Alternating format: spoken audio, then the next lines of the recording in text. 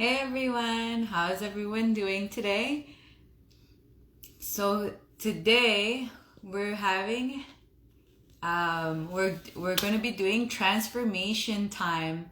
So in this we talk about people's personal development stories.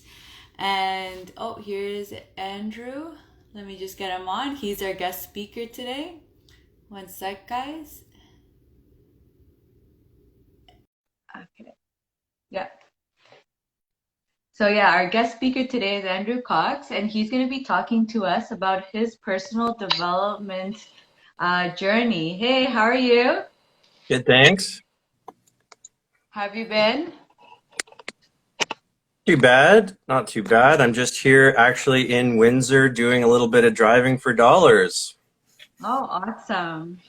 Working and wherever you are, it's really nice. Is it one of your rental properties? Oh, this is a hotel room. Oh, in the hotel room. Oh, it's really It's nice. got, it's got a really nice view if you can see that. Yeah, that's really nice. Awesome. I guess I'll just quickly say, so this is transformation time, and Andrew is our guest speaker, and he's going to be talking to us about his personal development journey and just telling us how he's gone to where he is. So thanks so much for coming on, I'm glad to and be here. awesome, thank you. And so let's start with just telling the viewers, like, where are you right now in your real estate investing and businesses? So yeah, my journey, which we'll dive into, but it's led me to being a full-time investor, and I'm working on, continually, like many of us are, working continually on building that business and treating it like a business rather than, how I started was more of a retirement plan where I wanted to buy a couple of properties and then, sit on them for 20 years and let the tenants pay it down. And that was going to be part of my nest egg. But as I got more and more into it, I realized that this could actually be my career and far more satisfying than the job that I had previously, which I wasn't satisfied with. So these days, I just spend most of my time trying to build systems, figure out marketing, both on the sort of partnership, capital raising, just getting my name out there, branding myself, and then as well, deal finding, and obviously you have to lock up deals to be a real estate investor. That's awesome. And yeah, I think you made a really valid point that I want to just reinforce again because I think it's so important to know that because I also came in at the very beginning with that understanding of like not actually understanding what a real estate investor is, and really realizing I would use the term I was just being a landlord, not actually being a real estate investor, which is a person that actually treats their real estate as a business, which is basically what you're saying. Like now you're treating your real estate as a business and thinking in a business sense. So making sure your properties are cash flowing, let's say from day one, right? Whatever your definition is of obviously treating your real estate as a business. So yeah, I think that's awesome that you say that because I think it's a really good distinction that we all need to understand. Yeah, and just to add to that, when I started, I would have called myself a landlord mostly, or I have some properties, I have some investment properties. The same way you might say, well, I have investments in my RSP, doesn't make you an investor. And it really is seeing as transformation time, realizing that when you do more research and you dig into it and you realize all the different strategies that are available to you, not to mention money lending, borrowing hard money, like these are all terms that we've heard, but unless you're actually utilizing a lot of those practices, having one or two properties does more or less make you a hobby investor, sometimes people refer to it. And I don't think that there's anything wrong with that, because if that's where you want to be, because a lot of people are happy in their careers, or have various risk tolerances and stuff like that. So keeping your job and having two or three or four properties or whatever it might be. I mean, there's certainly people that keep their job and do many, many properties. So they might be, you know, an actual investor utilizing the tools that are available to them and all the strategies, but still maintain their jobs as well. So you don't have to go all in and be, you know, that be your entire career. So there's different ways of looking at it. But I mean, once you come up with the realization that you can apply all these different strategies and you actually start to implement them, is when you cross that mental threshold of becoming an actual investor and making creative deals and you know, not just accepting buying off the MLS and things of that nature. 100%, totally agree. Yeah, and it's like that. It's not saying that every single person has to do the way we do it. Everyone has their own, definitely their own ways. Like there's lots of people that love their jobs and will stay in their jobs, but it's also nice to have that property giving you some money, you know, on the side, or like that, leaving it for retirement where, you know, you're just thinking like that extra little bit of cash flow in retirement will definitely help out. So I Oh, for sure. totally agree. So now let's get to what was your pivotal point?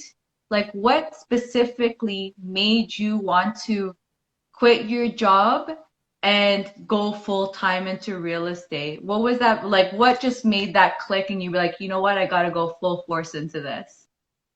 That's a very easy moment to remember. It's the moment my whole life changed, and it wasn't. You know, here's complete vulnerability for you. I didn't quit my job. I got laid off, Oh, and it wasn't due to COVID. So in 2019, and before that, I was in the commercial printing industry, and I would do large scale projects for in-store installations and things like that, flyers, brochures, banners, you know, all that sort of good stuff. And around I think it was October, that my company started to restructure. They restructured the hierarchy of positions. They restructured how they were, you know, attacking their entire staffing. So they started to combine things. They had actually bought a couple of companies up, and you know, there's always overlap when you have two accounting divisions, two production divisions, two whatever. So I ended up getting laid off in October. But I'll tell you, talk about transformations. I walked into the HR office, you know, of course, your boss is sitting there. You know exactly what's happening. And I had a smile on my face because I was thinking, thank you so much for releasing me from this career that I haven't loved for at least a decade. And that was a very pivotal moment for me. You know, of course, you freak out a little bit because you start worrying about finances a little bit. But what actually saved me from totally freaking out was the fact that I had already started investing in real estate a couple of years prior, and my properties were stabilized and cash flowing. At the time, it was maybe total about $1,000 a net a month. And so I thought, okay, that's halfway to paying my mortgage and my bills and everything. And I thought, I'm going to be okay here. And once I, you know, figured out the immediate needs of severance packages and all that sort of stuff, I thought, am I going to apply for another job? And I thought, don't like let this gift that's been given to you go. Like, to just jump back into that industry because it's easy. You're going to be miserable and continue on this existence that you don't like anyway. So I decided to just not leave and look for another job. And what I did was I had a bit of a side hustle going of handyman contractor work. So I thought to myself, I'm just going to dive into that 100%. And I put out flyers and told all my friends, and, you know, if you need any painting, drywall, whatever. And that's a very prosperous business. I mean, I think I made more money in the first 3 months of doing that than I ever did in my career. So that was a bit of an eye opener. But I sort of stopped myself as well, because I said, this is also your opportunity to really dive into the real estate investing and get more granular and start implementing those strategies that we talked about and expanding your horizons a little bit. So I started doing both in tandem, doing the webinars and the seminars and everything in the evening and working during the day.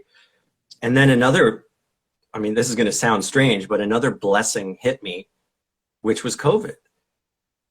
On, what was it, March 15th, they announced that everything was shutting down.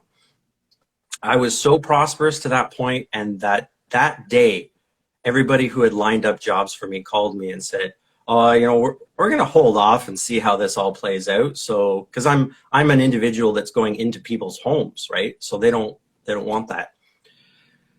So I was self-employed, so I applied for CERB for just a couple of months to sort of steady myself. And then I thought, okay, there's another blessing.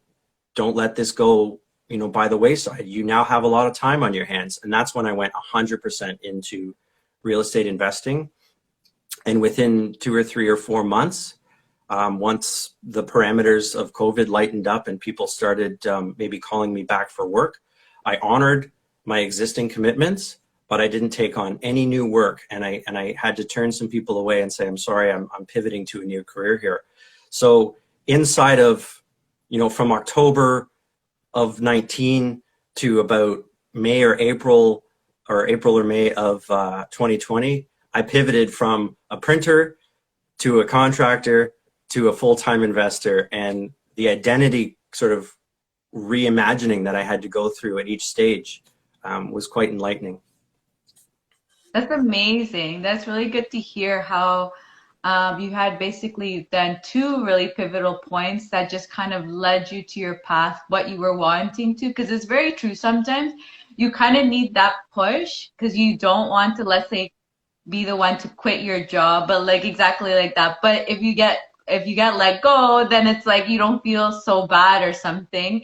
And so it kind of releases you from the stress. And same thing with COVID. It is something that I found also. I was telling people that weren't that lost their jobs in the time of COVID. I was saying the same thing. Take advantage of this time, learn something. If you don't come out with some kind of skill, I was like, man, you wasted this COVID time because it was an amazing time to get your skills on par, learn something that interests you, whatever it is. So that's awesome that you were able to pivot like that and not get down on yourself and just keep on going forward. Because that's also, I think, like what you're going to get to next is skills, which I think that's like basically probably one of your skills that you're able to pivot and not kind of put yourself down and get depressed about it. And you're just like, okay, this obstacle came. Like, what is the good in this? How do I continue to move forward? Would you agree with that? Yeah, I'd say that, over the years, I've always been very mindful of, like, I was kind of into personal development, but even before all this, and trained myself to look for the opportunities. I don't always see them. I'm not perfect. Sometimes I do get down and I get stressed. A lot of the time is more like when you can't really see what the answer is. But in this case, I'd previously set things up in motion that ended up being the fallback that I needed. And, it's funny you should say if you didn't come out of this with a new skill. I read a post in late March from another investor that said, if you don't come out of this situation with a new skill or a side hustle, you've wasted this opportunity. And that's something that it stuck in my mind, so like it was just in there, and I went hard. But yeah, looking at the bright side of things, I think I'm blessed in the sense that I've never really gotten down on a situation. I always just sort of look at things as, okay, this happened, but I don't dwell on why it happened or what I could have done differently. I'll look at it in a sense of, I think, let me put it this way. There are no bad experiences. They're just experiences. And what you get out of that experience is really what counts. So you could have I've had terrible things happen to me in my life, but when you just look at it as a thing that happened to you and reflect as to what did I learn from this, or what are the possibilities, how can I reframe this? It's just, it's game changing. right? Because that's when you go down that rabbit hole of despair, when you start dwelling on the past and dwelling on your, if you made a wrong decision, and start beating yourself up for making that decision. And I think that, we've all read some of the same books, and the quotes and the statements that we all post and stuff is for a reason, because it's about the journey, right? And that's so key. And I have to remind, like, hell, I am not perfect at all. I remind myself all the time when I'm getting down and having self-doubt. I say, this is the journey. Everything that happens to you on a daily basis is just your journey. And if you focus, like, goals are great, but if you focus too much on the end goal and not the process, then you can get very frustrated by seeing what other people are doing or not meeting it in the time frame. So yeah, it's all about the journey, and how can I make the best of this, and what did I learn from my experience? 100%. Very great points. Like that, like, uh, I feel like actually there was one of my mentees actually told me that, for example, failure, like she hates failing. And to me, I was like, oh my God, don't say that. I'm like, you should love failures because that's where you learn the most and you should embrace that. Because if something goes wrong, that's your point to learn and be like, what happened? How can I fix this so this doesn't happen again? And usually I feel like the bigger the failure, the more you learn because the more impactful that failure is, you're like, that's never happening again to me because it's just so impactful and you really learn in those. What do you think? Yeah, and actually three things come to mind with that is absolutely, I mean, the guiding light that we all subscribe to is that fail more, fail faster, and learn from it. I'd say that I will qualify that by saying that a lot of the things we do on a daily basis, we make them into such big deals. And really they're not, because they're just a small piece of a larger puzzle. So if you're driving around, like for example, I'm driving around Windsor for dollars right now, and you're driving up and down streets and looking at dirty properties and this and that. And I was like, man, is this ever taxing? Just on my, like, it's not very interesting. But as I'm driving 1 hour, 2 hours, I say to myself, okay, even if you don't come out of this with specific leads, if you don't get anything, you've gone around neighborhoods, you've experienced it, you now know better how to explain to somebody else. Maybe they can do it and you could hire somebody. You're getting a lay of the land. You're coming up with just thoughts the same way you would if you go for a nightly walk and you come up with like this great idea for something. Like it all contributes. So even if the actual act of driving for dollars did not actually produce any results or measurable results for myself, the things kind of around that task provide some direction. And even if it tells me what not to do in the future, what neighborhood not to look at. The other thing I would say about failure is that the things that are the hardest for failure, so if we group failure into three categories, one is monetary failure, one is relationship failure, and one is sort of just all the day-to-day business stuff, the daily interactions, the stuff that's all really small. That stuff is easy to fail and get over it. Failing and losing a lot of money can be a very painful lesson. And I would suggest that in a monetary sense, you want to maybe be a little bit more conservative with your failures. Doing a flip and breaking even is a failure of sorts, but that is a great learning lesson. You're going to get so much out of that. And thankfully, it didn't hurt too much because you broke even. I did a flip just recently where I didn't make people generally say as a rule of thumb, you want to make $30,000 or more. This ended up being 15,000, which is not very, by the time you come away, was it worth the effort? But I learned a couple of things along the way.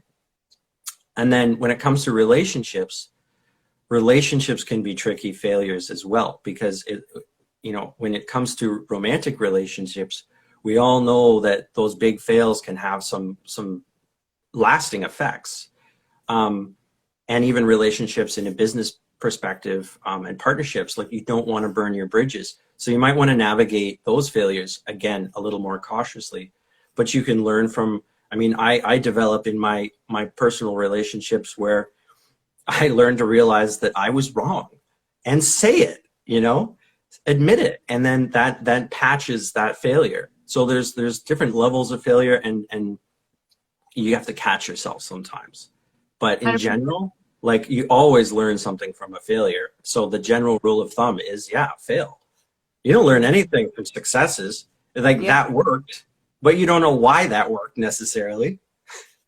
exactly, exactly. Yeah, you definitely learn a lot more from your failures than you do from your successes. So all very good points.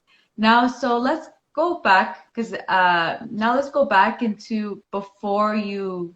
I don't know if you want to go however far back you're gonna go, either before even your first rental property or once, like you lost your job and had to pivot. But what were the skills that you had at that point that you think helped you to, get to your path of real estate and entrepreneurship? Um, well, getting into it, I guess, in the beginning, actually, in both cases, my skill set tends to be around renovations. I understand houses very, very well. When I was a teenager, I was watching Homes on Homes, like eating it like candy. And I just, over the years, over the last 25 years, I'm self-taught, watching videos and stuff like that. I renovated my own personal property. Like, I mean, I'm talking concrete work, plumbing, electrical, drywall, framing, insulation, everything from watching YouTube videos. And I just always had that natural inclination to, like, having spatial recognition and being good with my hands and stuff like that.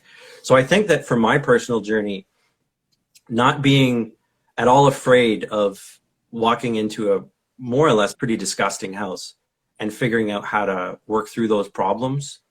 When it comes to renovations, I'm very much a creative problem solver, and I don't even necessarily always use the material that is, like, designated for that purpose. Like, I look at a nail and I see, a hinge bolt. I see a nail. I see a chisel. I see a lot of different uses for stuff. So that allowed me the comfort level to buy a sort of distressed property. Um, Another area that I think helped me was, I always had more difficulty spending an extra $2. Like, if I could look at something in Canadian Tire and cross-reference it with Home Depot and I would save $5, I would go to Home Depot. But when something about spending $100,000 or $200,000 that makes $5,000 seem inconsequential, like, I don't know. So I always had very much an ease at spending a lot of money. So that obviously helps you buy your first property too, when you don't see it in the same way as you don't see it as loss. Um, and just understanding, I guess I've always been very quick to accept outside of the box thinking, or a lot of that personal development stuff. I remember having Tony Robbins' personal power discs at, I think it was like 18 years old or something. My mom bought it for me for Christmas. So I've been around that, had a very easy time accepting a lot of my shortfalls. Um, and so that sort of allows you to look at yourself a little more holistically and recognize what some of your fears are and work through those. So when it comes to the fear of buying properties and stuff like that, I know a lot of first-time buyers have a difficult time making that plunge, that first property, and just being able to sort of rationalize. And I do a lot of thinking and say, like, what is it that's stopping me? Where's that threshold? Well, I've done all this research for years, so why am I not going? What is the thing stopping me? And asking those important questions, which then allows you to maybe work through the problems, right? So I think being really honest with yourself can really serve you well moving forward when it comes to dealing with obstacles. That's Uh, awesome. yeah, that's all that comes to mind right now. Mhm.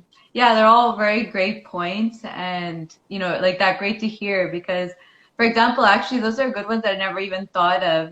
For example, being a creative problem solver and thinking out of the box, having those skills, is definitely very true, something very true to have because it's not normal. Like, for example, people always, when you talk about, let's say, private lending or flipping or starting businesses, entrepreneurships, all these things are for like the people outside of our world is very strange and it's very like you're crazy. What are you doing? Like you're gonna lose all your money and you definitely do have to have those qualities to be able to like quiet those voices of other people saying these things and being like, let me look into this myself and be open enough to actually listen and see if this is something that I'm interested in and can do for myself. So those are really two really good points. I've never heard someone say that, and those are really good ones that you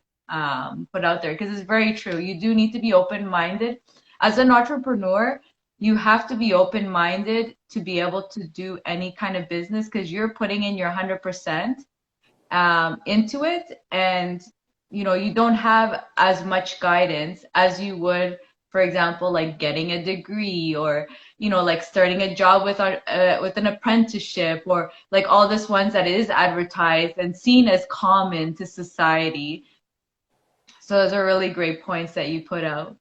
Yeah, and I just want to add to that because people listen to people talking on live streams and podcasts and stuff, and it gives an impression that they're somehow like they have superpowers or something like that. But the counter to that is, I'm very good, and I would highly recommend that people from a creative sense is, like I said with the nail, don't see a nail as just a nail. See everything around you as being something, anything that it could be. And that's where creative problem solving, comes into play, is where you don't allow yourself to be trapped in the box that, our society generally does promote, that like a thing is used for a purpose and that's it, right? And it comes, when you're talking deals, I've heard some of my investor friends that, we both know, they say things to me too. And oh, I made a deal with a wholesaler so that I get the deal first, and then they, I cherry pick the good ones, and then I give them a cut and this and that and the other thing. And it's like, wow, that's all really great. And I think that for me, to be honest, I have to say that I can come up with all sorts of great plans and schemes and creative ways of solving problems and structures and so on and so forth. But I have problem with the execution because I start letting a certain amount of self-doubt enter my mind where it says, well, that's an interesting idea, but it's also going to be a really hard sell because not everybody else thinks about it in the same way that I do. I think it's an amazing, strategy, but to sell that to somebody else, and I'm not much of a salesperson. I can't always succinctly alliterate an idea to people such that they can digest it. I tend to be one of those really detailed people that like really overcomplicates everything and makes it really hard to follow. So that's like a limitation that I have. So when you say, okay, the creative problem solving is a great skill that I have, but my yin to that yang is that I have a difficulty executing it, and also my own confidence in just believing so much in that strategy that I'm going to go and try to sell that no matter what, and again, it's the execution. I need to remind myself that there's a lot of people around me. I surround myself with other investors and professionals that if I'm having troubles, I should ask them, here's an idea I'm bouncing around. What do you think about it? And then, having all of these conversations, and I'm sure just having this show that you do, you've had so many probably like light bulb moments to go, wow, I'm so glad that I talked to you, So anyway, my point is just that like there's always a yin and a yang to everything. So we're not perfect at everything, and I think that that's where we need to leverage off of each other to work to each other's skills, right? 100%, completely agree. Yeah, again, very great points, and I'm gonna go through some of them like that. Like people, for example, thinking that we're so special and only, for example, that like those people can be entrepreneurs, or for example, like, you know, like us, like we run our shows, we have our media and stuff going on that only we can do it, and they can't, and looking from the outside and thinking that we're special. It has nothing to do with being special, and it's all just whatever our powers are, we work with them and use them to the best that we can. And it's really about the motivation and purpose. Like we have, all of us that are trying to be successful or are successful in life are because there's some motivation, some purpose behind it that is driving us to want to be, you know, whoever it is that we want to be. And then also coming to the skills, basically we're talking about, which is like my next question. I feel like you already know all my questions, you know what happened here. But like my next questions was actually, you know, like what are the skills that you lacked? And specifically, I feel like because you're saying that in COVID, you like this is where you really pivoted and started going full hard into real estate investor in this time frame, in this last year, what are the skills you have had to learn to be able to be that better entrepreneur, better investor, and get to the goals that you're now trying to achieve? Yeah, well, one of the ones that comes to mind is not being lazy. Um, it's I think that one of the bigger ones in the beginning was that I was very much succumbing to the employee mindset, or the average employee mindset, where you think about it, you go to work to do a job, and a lot of that job, I mean, it's not to say all of that job, you always do better when you put in a little bit more effort type of thing, but essentially you go to a job to do a thing, and that thing is generally brought to you, unless you're a salesperson or something. But if you're in an office, people put paperwork on your desk, you process it, and then you move on, and then you go home and enjoy your Netflix or whatever. And it's difficult to become an entrepreneur, has to be a self-starter. And that sort of mindset shift for me was a challenge. So that was a skill, to be honest, I'm still working on. And another really, really big one for me that has consumed my whole life is the idea of perfectionism. This is, if you could have an entire episode on perfectionism and unpacking everything that means. I'm doing a lot of work, just as a side note, a lot of work outside of real estate as much as I am inside of real estate. So I'm reading a lot of mindset books, psychology books, know thyself, as Tracy said, or Trudy. So one of the things about perfection that I learned was perfection is a cop-out. Because if you say, like, oh, it's not perfect yet, so I'm not going to release my IG live show, or I'm not going to release my YouTube channel, or these posts, or I don't have a process for driving for dollars. I don't have a process for some sort of deal generation. The idea of waiting for perfect means it's never going to happen, because the idea of perfection doesn't exist, because perfection is subjective to the person who's thinking about it, right? So your idea of perfection is different than mine. So I had to get over that. And the other thing with entrepreneurship, and specifically, is that perfection gets in the way of you getting shit done.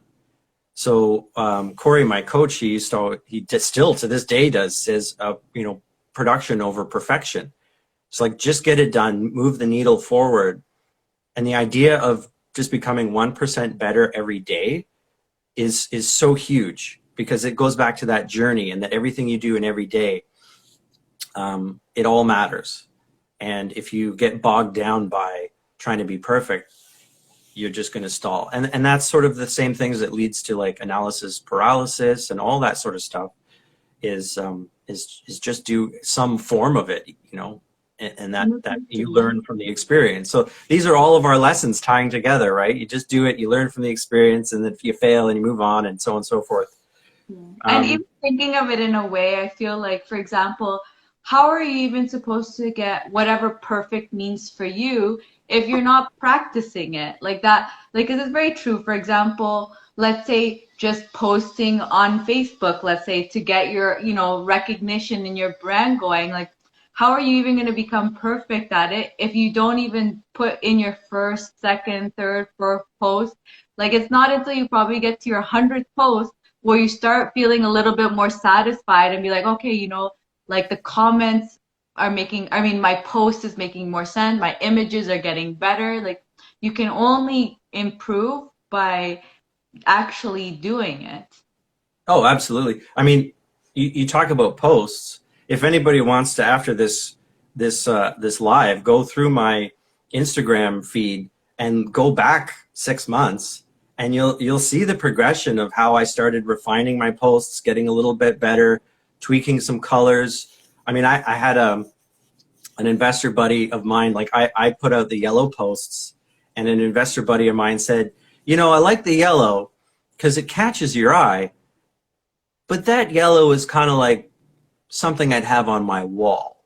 It was a little bit mustardy yellow, and I looked at it and I tried a brighter lemony sunshiny yellow, and like, wow, it's so much nicer to look at.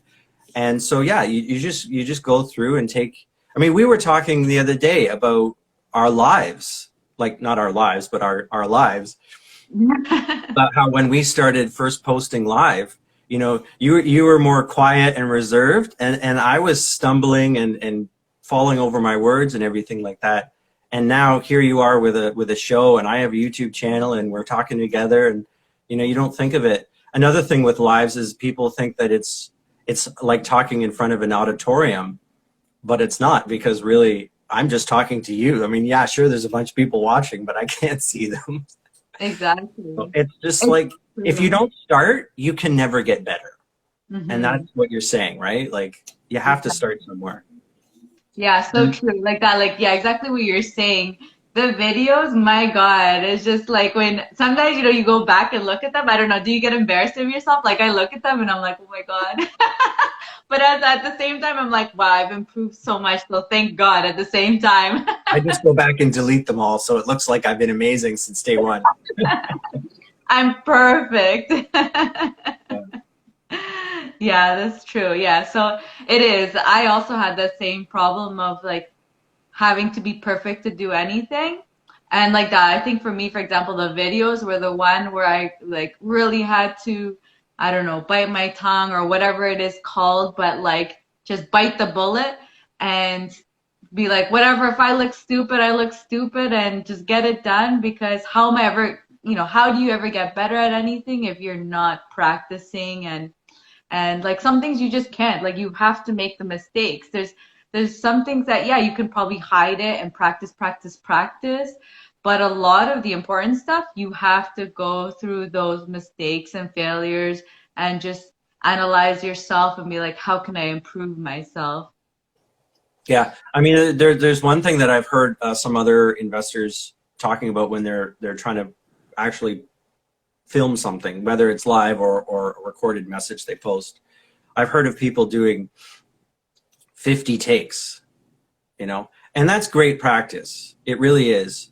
But I just grab it, and look around you too, because if you look at some of the people that we all follow, that maybe we all look up to, um, the Matt McKeever circle and the Cash Flow Tribe, upper echelon sort of, they do lives all the time, and you got like Mark Smith in his car with his steering wheel halfway through, and he's got on the visor there's that warning label and stuff, and it's like, by far, that's not perfect. I mean, I took a little bit of time to check my background and see if I could make it a little better. I mean, the bed next to me is not made and it's gross in here or whatever, but that comes with time, right? I've watched videos on the here's a little tip: a corner is a good place to film, because it draws the viewer's attention to you. But I learned that over time. Like, I've been posting online for 6-8 months now, and that's something I learned last week. Mhm. So it's when you start to. Here's an interesting one. I like the RAS, the Reticular Activating System. So that is just a brief description for everybody. It is the part of your brain that starts to recognize when things are important to you. So that's a lot of why visualizations and affirmations and things like that are actually important in work, because you tell your subconscious, this is important to me, this is important to me, this is important to me. And what your subconscious will then do, without you realizing it, is it'll start looking around the world or your environment for those things. So just the same way they say you buy a new car, and like I never saw a Nissan Frontier. I thought there was like 5 of them in the entire city until I bought one. And now it's like I pull up to a light and I'm next to one and there's one behind me, and they're everywhere. So that's because my brain now knows that a Nissan Frontier is something that's kind of important to me. So from the standpoint of just starting and doing it, if you're posting videos and you suck at it, but you suck at it and you're willing to get better, then now when you watch me, when we watch you, when we watch Mark or Matt, like I look at Matt McKeever's videos in a very different way than I used to. I look at his backdrop. I look at how he's framed. I look at the distance the camera is from him. I look at if the background has a bit of a blur and what the forefront looks like. I'm paying attention to the sound. I'm paying attention, so you're starting to see lighting. Is there any shadows on his face? So even with me, I have the curtain drawn, but I have a window in front of me so that it's lit, but not like I don't have a glare on my face. So if I didn't actually start doing it and realize how much my videos sucked, I wouldn't have then started to look for the solutions, right? Yeah, that's very true that you say that. I do the same thing. When I watch videos, it's like you're just like watching like everything, the way they speak, what is their backgrounds like, how are they articulating themselves? Everything becomes so important. And then you're just trying to learn off every person that you watch and try to pick what works best for you. Very Yep. good point. And that works for everything. Social media posts, techniques, people start posting techniques online all the time, and you start paying attention to them a little. You might not even have realized that you didn't have a system that you should have. I was watching, Investor Girl, that Investor Girl, Erica. I was watching her, and she posted something about organizing her life with project management apps, and one of them was Asana, and I was like, oh man, that's really interesting. So I downloaded it. Now I have a social media schedule in there. I have post ideas with pictures. I have, I'm using it as a CRM for deal, leads and putting someone's name. And when somebody calls me, I have one task that I just duplicate, but it has like how many bedrooms, how many bathrooms, how many this, how many that. So I don't forget to ask any questions. And then I can go on Google Street View and take a picture of the house and paste it into this the task, and then I have a picture of the place and all the information. And that's just from sort of paying attention to what other people are doing, right? 100%. And also just, yeah, like that, like always wanting to learn. And I think that's just the definition of an entrepreneur, to be honest, is like once you start onto this path, if you want to obviously continue to excel and improve, you're always going to be analyzing everything around you, because it's just like if you're not thinking about how to improve yourself, and then you may get stuck in a rut, and then you may like things could go sideways or something, or they just kind of like don't continue moving forward, and you're just kind of stuck in that rut. Mm-hmm. So it's Absolutely. really true. So any other skills that you felt that you've had to improve on?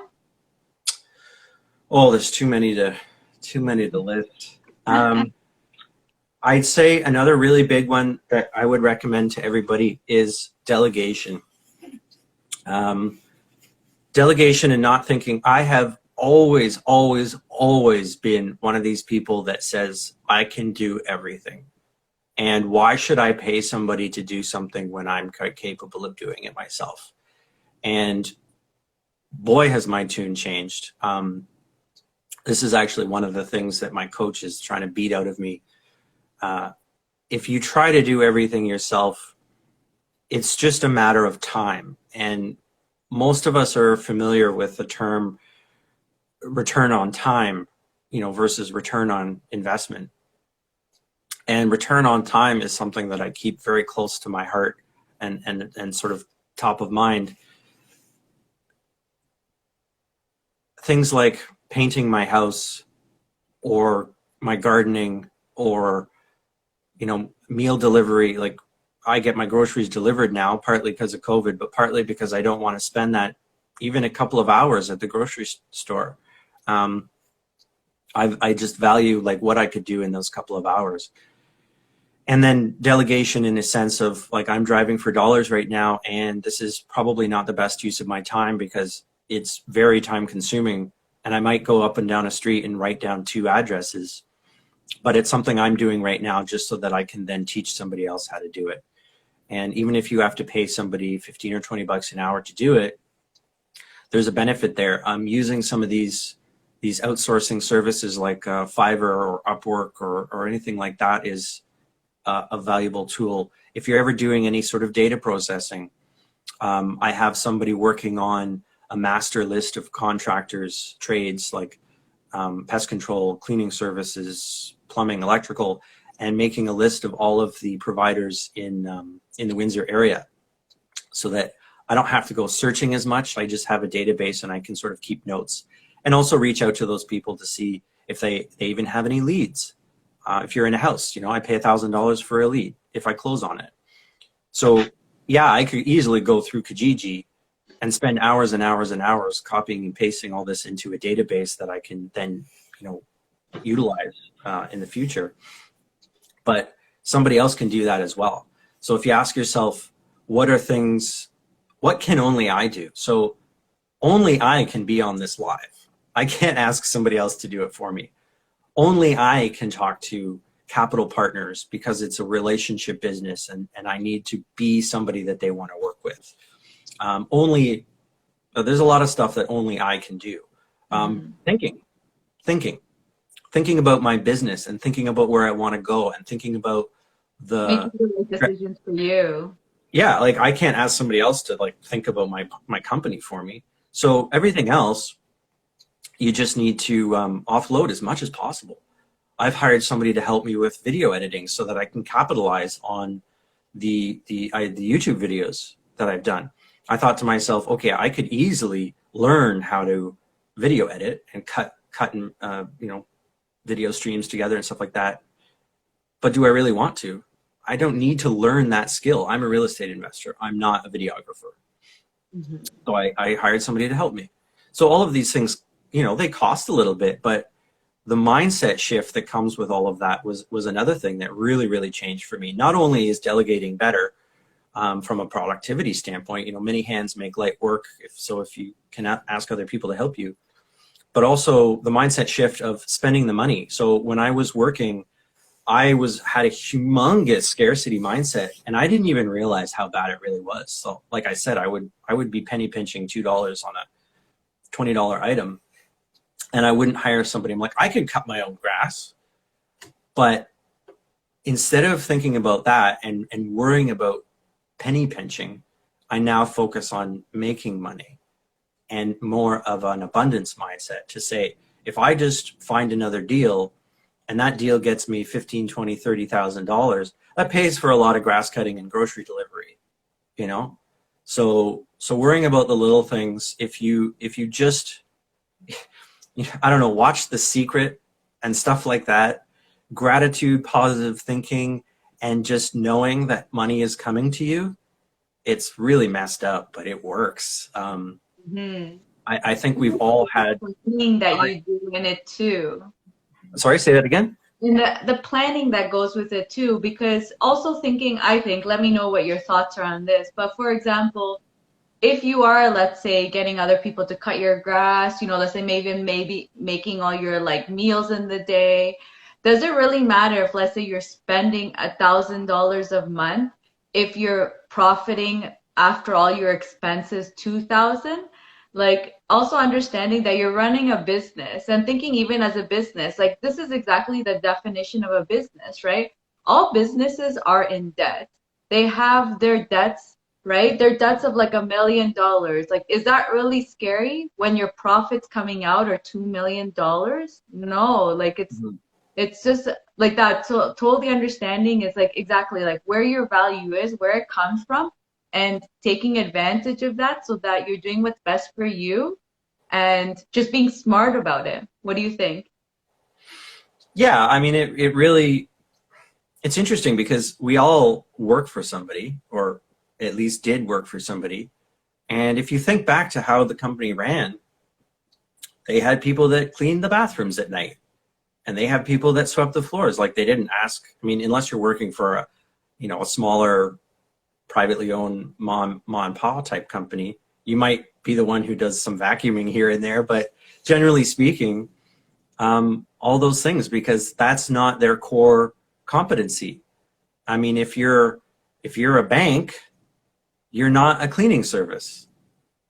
It's hire the people to do the thing that they do.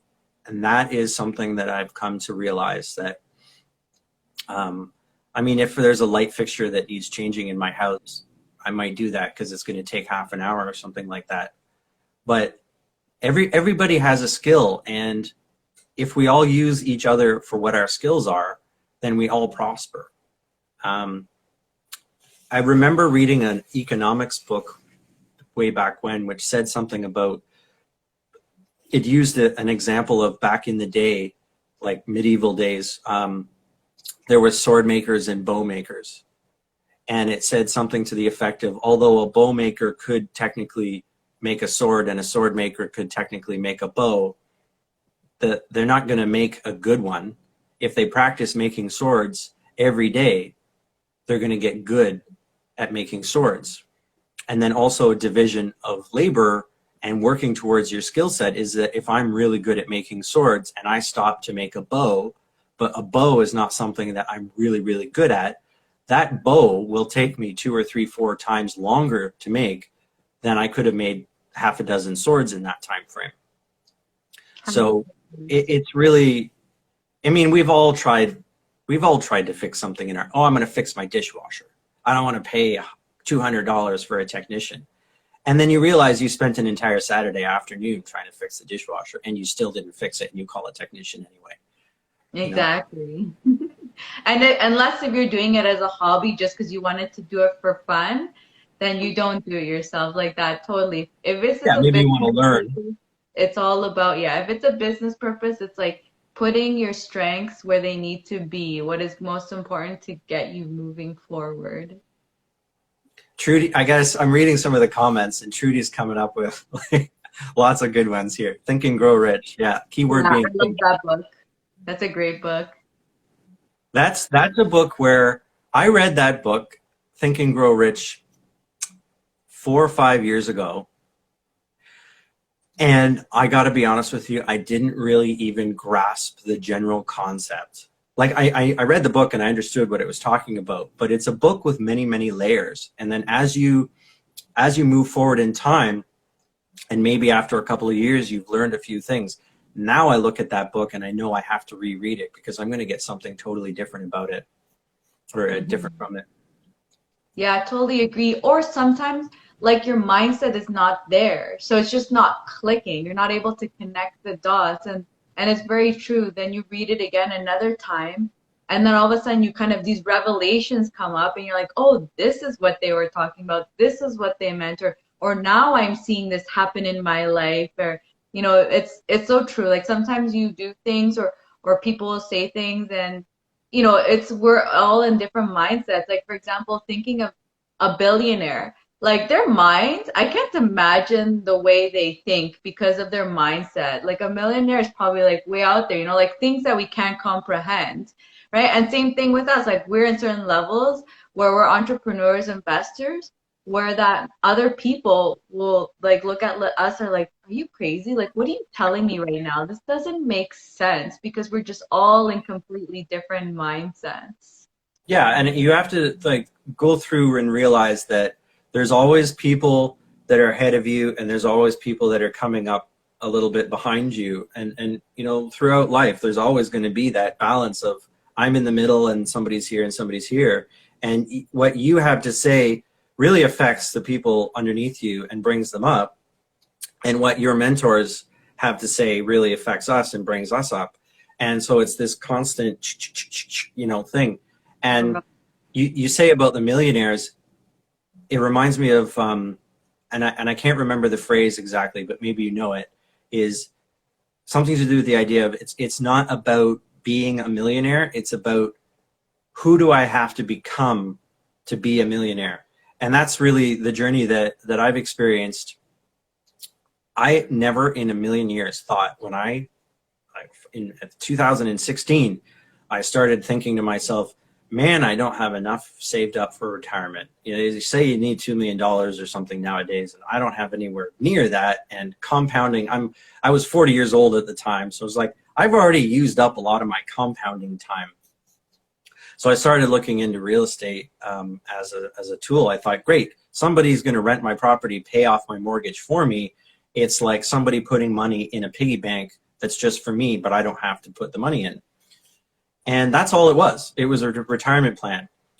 And then I started reading, you know, Rich Dad, and I read, you know, Dean Graziosi's Millionaire Success Secrets, and maybe some Tony Robbins stuff, and a couple other like real estate people that don't focus on real estate. They focus on the success habits. And then all of a sudden I realized, when did I start reading about success and mindfulness and mindset and, you know, gratitudes, and all these books kept saying, okay, if you want to be successful, you need to exercise, do gratitudes, read a lot, blah, blah, blah. And I'm like, no, I just want to know how to buy real estate. But as you grow, you realize that all of this matters, is that if you don't have the right frame of mind, and this is the kind of a weird thing where when you're talking to newer investors, you say, it doesn't really matter what you know. Real estate investing is pretty by the book. Find a property, buy a property, rent a property. It's pretty simple. All of the other details, like, come with time and you fill in the blanks. But the thing that stops you from buying it is your mindset. The thing that makes you afraid of the investment, that, oh, I'm going to lose a lot of money or whatever, that's mindset. The thing that stops you from growing and expanding to new strategies and taking different risks that are calculated risks, that's all your mindset. And so, you know, the pivot from reading like technical books to mindset, I mean, the balance really started to shift over. And I think that was a learning lesson too, is that I didn't realize who I needed to be. I needed to change my persona. I needed to change my identity. I mean, that even goes back to, you know, I used to be a printer, and that took a while till, like, now I introduce myself as a real estate investor. So I needed to work on my mind to convince myself that I'm a real estate investor. Because if I'm a printer who happens to buy properties, that's one thing very different from somebody who is a real estate investor through and through, right? And if you're not convinced you're a real estate investor, nobody else is convinced either, right? 100%, yeah. And that's basically the purpose of the show, because no one ever talks about how important personal development is, your mindset is, for actually improving your real estate and your businesses, your entrepreneurship. Everyone, yeah, we get stuck in this analysis paralysis, but it's analysis paralysis on the how-tos instead of thinking in ourselves. Like, yeah, like normally it's usually exactly what you said, the mental block in us, like, it's just like, no, no, no, we can't do it. Like, no, no, I can't do a live video, that's too scary, you know, no, I can't do it. It's always us telling ourselves, we block ourselves. And yeah, 100%, that was really great that you said that, because it is true. Like, people don't realize that it's not the knowledge, it's ourselves. We stop ourselves from doing what we want to do. And to add to that even more so, it's like, making money is great, and having financial security is great, and being able to go on vacations and do what you want. But like I forget the phrase, like money doesn't bring happiness, happiness could bring money. Or like if you're of a positive mindset and you're taking care of yourself, that will come. Because, and even if you're an employee, I never really understood the phrase that is work twice as hard on yourself as you do on your job. And that's not just an entrepreneurship phrase. It can also apply to an employee. Is that if I'm better in mind, body, and spirit, and I'm generally positive in my thinking, I feel good, so then my interactions with people are going to be more positive. I'm not looking at the negative in every situation, because life is great. I feel wonderful. So I'm going to spread joy. And that's going to translate into your boss liking you better, your fellow employees liking you better, or your investor partnerships, or the your mortgage broker wants to work a little harder for you because like you felt so good at Christmas, you sent them a wonderful basket, and now that you just cheered them up. So spreading that joy is what really attracts the wealth and the success and everything like that. And on this journey, it was a bit of an eye-opener for me, where in 2020 I started in 2016 reading some of this stuff, but it wasn't until 2020 when I went deep dive into it that I started being around people that were really, really encouraging me to work on my diet. I at Trudy at Baker Investing's watching, she's talked to me about my water and the cleanliness of my water and the cleanliness of my food. And that all makes, if your mind's not healthy, your body isn't. And if your body isn't, your mind isn't. And that really does have an effect on how you lead your life. So it's like putting me first. And it doesn't mean that I have to be selfish, but I need to start saying no more. I can't go out with my buddies every weekend, or I can't go help even the in-laws or this or that or whatever it might be. And it's not that I'm not going to ever. It's just that maybe if there's something that I need to do, keep your routines, keep your health, your exercise routines, your reading routines, your diet routines, and that all adds up. That's all 1% better a day too. It's not just how I'm learning and behaving, it's everything I'm putting into my body. And all of that makes a huge difference. And if you're a happy, well-balanced individual and happy with your own life, then that really translates into general success. 100%. So there's a lot more than real estate investing and learning stuff. It's just like be the best you can be, right? Exactly. Yeah. Oh, you've done great points. Like it was awesome to hear your vulnerabilities and just to get to know you better. So I have one last question before we finish this live. And basically, for the viewers, let us know, what are your plans for the next 5 years when it comes to what are your goals for your real estate and entrepreneurship, your businesses?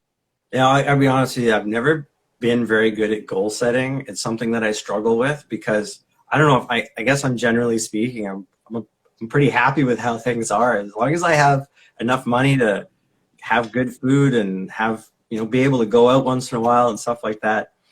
But I guess that I definitely want to keep working on myself. I'm working on myself and my relationships, and I'm really trying to, I don't know how to describe this perfectly, but there was, when I got into real estate investing, there was what I called, there was a curtain.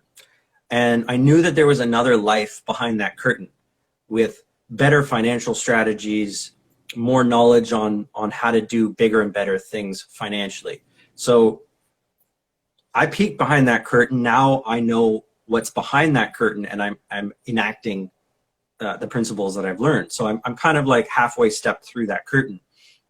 But there's a personal identity curtain that I also am kind of, I got maybe my foot through right now, where I really want to understand what makes me tick and like why I don't do things. And this does relate to real estate investing and like what my fears are and where my inaction comes from. And like one of the things that I say to myself right now is, don't be afraid to ask for what you want. And I find myself always hesitating when I'm talking to sellers or other investors, or if I feel like a partnership is in the works, whatever. So breaking through my own barriers and becoming a more confident, better version of myself is, I think that's a very key, and that's not even 5 years. I mean, that's just ongoing, to feeling completely content with where I am. And I mean, maybe that never happens. Maybe there's always improvement. But from a real estate perspective, I don't have a really big goal set. I would like to improve my deal finding. I think everybody struggles with that right now, and that's a really big push for me because typically I've been very lucky to buy off of the MLS, and I bought like in March and April when everybody ran away for a little while, and I was like, okay, buy, and that's all over now. So Windsor's highly competitive, and there's a lot of flyer campaigns in Windsor, so that sort of the efficacy of that is diminishing a little bit. So another pivot in the marketing, figure out how to get in front of eyeballs so there's less competition. I would like to, I'm realizing, because now I'm self-employed, that I need to work on my income. So flipping and wholesaling is going to be more of a push in the future. I've always been a buy and hold burr investor, but the monthly income that you get from a rental unit, especially if you're partnered on it, isn't really enough to live on unless you have 10 or 20 of them, which I don't. I have 4 at this point that are holds.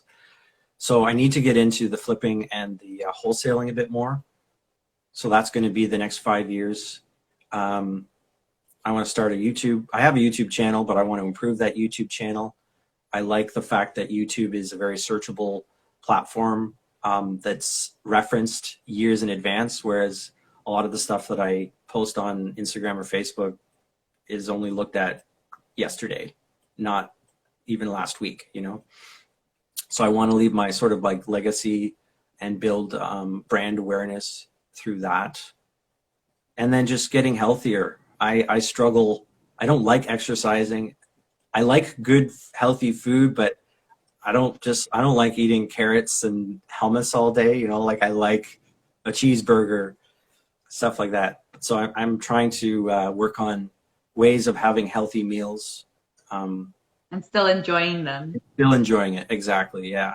Like I don't have a problem with a vegan diet, but I always find that I'm hungry and kind of want to put a sauce on it or something like that. Yeah.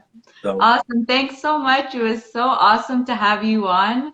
I loved hearing your story and just chit-chatting with you. Thanks for coming on. And now I know that a lot of the viewers are going to get a lot of um, like good information from everything you've provided.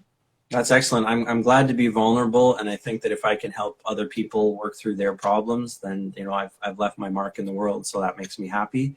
And I just want to give kudos to you. Like, this is an amazing platform, an amazing show, and your question line and everything. It was an experience to be here, and I'm very happy to have been part of it. Oh, thank you so much. I'm glad you enjoyed it. Thank you everyone for coming on and watching us talk, and we'll see everyone on the next show. Thanks so much. Bye, Hey, everyone. everyone. Bye.